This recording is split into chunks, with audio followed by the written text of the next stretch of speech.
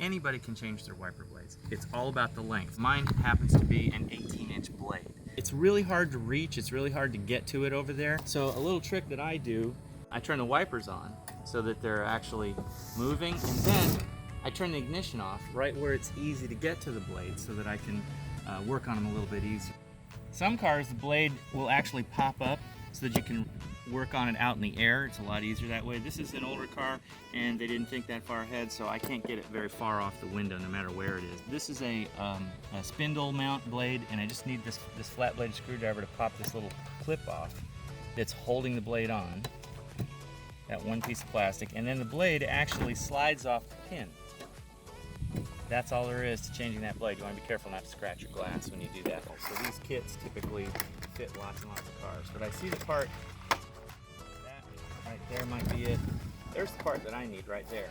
So if you notice, there's similar holes in this blade as there was the old blade. And I'm just going to slide this blade on the pin, just like the old blade was on. And now all I need is a piece of plastic to clip that on, and there's the piece of plastic that looks like it'll fit perfectly right there. So I'm gonna try it upside down first. Wow,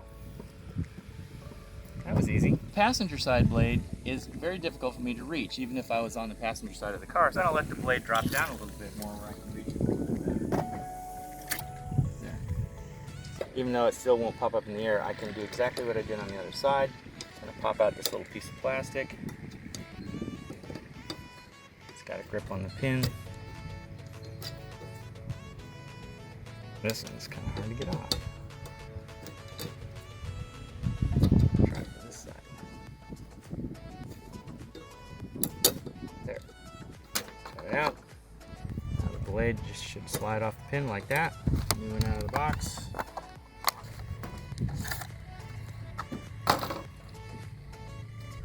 This is the one that I want.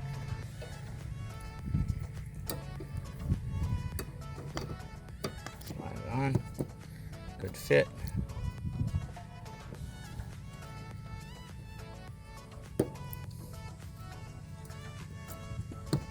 All done. Okay, I'm gonna fill it up with washer fluid. I'm just gonna wash it first with good old soap and water. I need to remember to put my windows up first because I don't want to fill the car with water.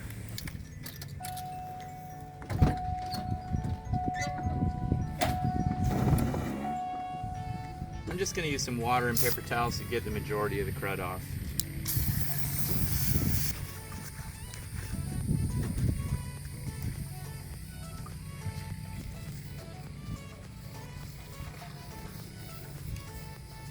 I'm popping the hood.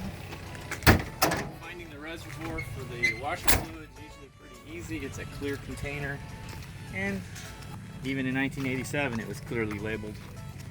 Washer fluid times 2. There we go. Now I'm using the same funnel that I used before, but I have washed it with soap and water. And you always want to do that because if you get engine oil or even antifreeze in your washer fluid container, you are going to have a greasy windshield, and it is very difficult to clean the washer system once you contaminate it with stuff like that. And remember, Windex is a no-no. Don't ever use that in your washer fluid or even on your windows because of the wax. It'll haze it up really bad. Just use good old washer fluid.